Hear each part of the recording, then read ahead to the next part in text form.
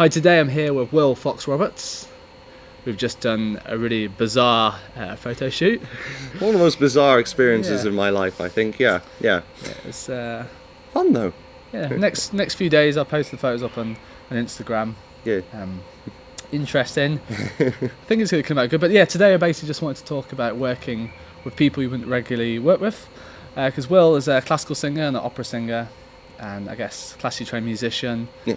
But he's really open-minded and working with basically any type of musician.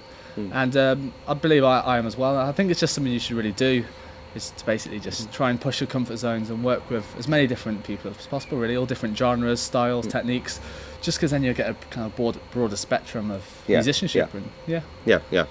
I would agree with that. And actually, a lot of it is also kind of to do with the sort of state of music as it is in the sort of modern spectrum today, because years and years ago you might have been able to make a career exclusively from classical music, but that's not really the case anymore. You can try and focus that as being focus it on being classical music. You can be classically focused perhaps, but exclusivity is really hard these days because it's the case of not everyone likes classical music and not everyone likes popular music, so you're kind of stuck in this kind of bit in between. And I've often thought that broadening your musical tastes and broadening skills, musical skills, I think is very, very important. So. Yeah, definitely. I think it's good to have your finger in several different pies as well. Yeah. If you just want to be an opera singer, maybe not that many people come and see opera performances. But if you're a composer as well, maybe your compositions will take off online. Yeah, exactly. Or vice versa. You never really know. But I think if you do have several different projects going on, maybe one or a bit of all of them could really take off. Yeah, exactly. But yes. you wouldn't really get to that point without experimenting. Really. I think a lot of it's about experimenting.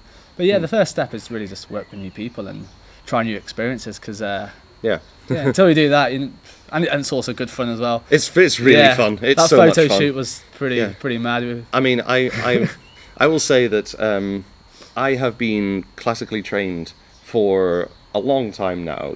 I discovered my alto voice when I was a teenager, and I drifted away from what I did before. It was kind of folk and rock metal kind of thing. And for a while, I focused on the classical side of things, but then it came a point as well where I just kind of thought, this wasn't what I wanted to do to begin with. This wasn't my original ideas. So then, I came to the conclusion, it's all music. So if you keep doing the same thing over and over again, you'll get good at it, but it'll get boring. After a while, it will get kind of boring. Yeah. So you want to expand your horizons, try something different, because you might end up liking it, you might end up hating it. You need to try new things. So yeah, Will's really into kind of strange instrumentation as well. What's that drum that you play? The boron. The boron. Yeah. And I've recently taken a liking to this instrument called the shofar. Shofar. The shofar is it's a very early horn that's made from a horn. So it's it's I can't remember what it is. It's either a bull or like a ram horn, with hollowed out inside, with one or two little finger holes. Well, it's just from the lip pressure to change the notes. Yeah. There's no reed. There's no thing that you put onto the end. It's all about the shape of your lips and the pressure that you're putting onto it to make different notes. It's absolutely mad, but it sounds incredible. Sounds difficult. But it's insanely difficult.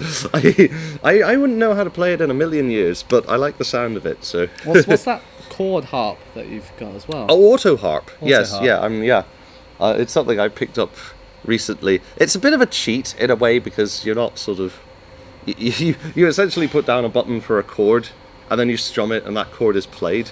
But that's neither here nor there, really. As long as it sounds good. As long as it sounds good, yeah. And I mean, there's nothing stopping you after that for just picking up a harp that doesn't do that, and just going with that. It's something that's quite easy to pick up, and I don't think enough people pick it up these days because it's next to the guitar. It's a really simple instrument to just kind of pick up and play. So yeah. So if you're watching this and you're just kind of stuck in your room doing the same loops or the same programs, or you're just a singer just continually doing the same thing over and over again, I'd recommend just finding someone that's completely different to your genre or style, because I'm an electronic producer really, and Will's a classical singer. They're kind of two broad spectrums, but we're both interested in different genres, just to explore and try new ideas, and that way you really improve yourself as a musician or as a producer as well. Anyway, that's our little chat for today. It's been a pleasure chatting with you. If you're interested in seeing some of Will's music, check out Will Fox Roberts. Anyway, catch you next time.